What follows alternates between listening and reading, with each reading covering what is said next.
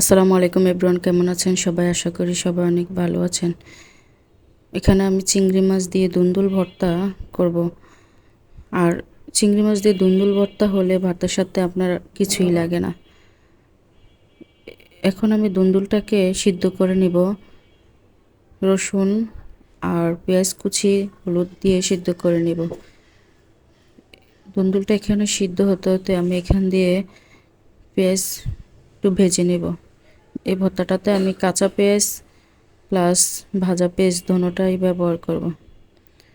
এখন পেঁয়াজটা ভাজা হয়ে গেছে, উঠিয়ে নিব।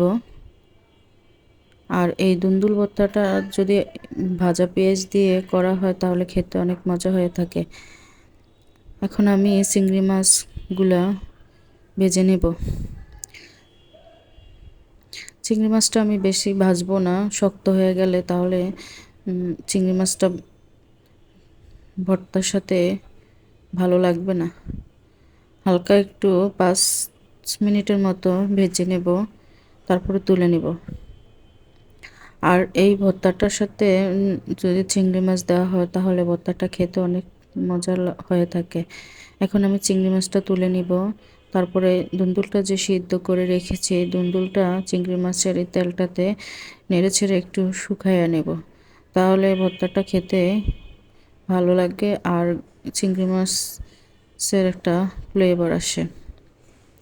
এখন দুন্দুলটা দেখতে পাচ্ছেন শুকিয়ে গেছে, আমি তুলে নিব। এ পর্যায়ে আমি মরিচ আর একটু লবণ দিয়ে মরিচটাকে মাখাইয়া নেব।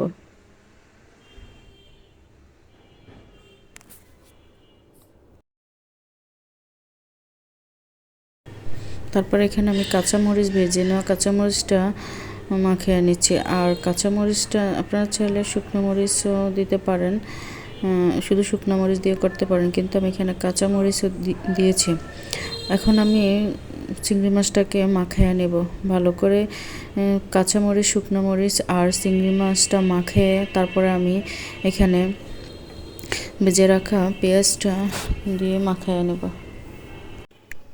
এই ভর্তাটাতে যদি কাঁচা পেঁয়াজ আর ভাজা পেঁয়াজ দিয়ে করা হয় তাহলে খেতে অনেক স্বাদের হয়ে থাকে।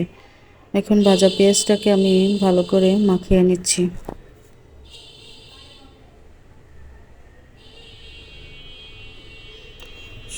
তারপরে এখানে আমি দিয়ে দিচ্ছি কাঁচা পেঁয়াজ।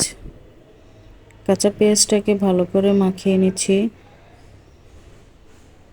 সামান্য একটু লবণ দিয়ে লবণটা চেক করে নিতে হবে। তারপরে সবগুলো উপকরণ ভালো করে মাখিয়ে নিচ্ছি। যারা যারা এই ভর্তাটা খান নাই তারা অবশ্যই চেষ্টা করবেন।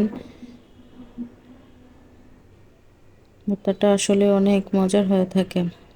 তাহলে তারপরে সবগুলো উপকরণ মেখে এখন আমি ভেজে রাখা দুন্দুলটা মেখে নেব। গরম ভাতের সাথে এই ভর্তাটা খেতে অনেক মজার হয়ে থাকে। ভালো করে আমি মেখে নিচ্ছি।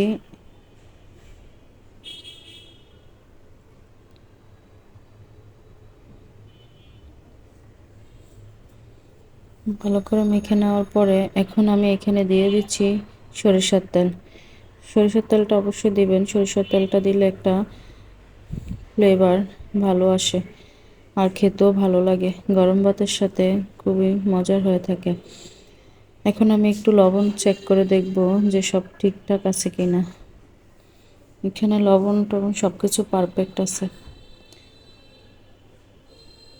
দেখতে পাচ্ছেন আমার চিংড়ি মাছ দিয়ে দুন্দুল ভর্তাটা হয়ে গেছে।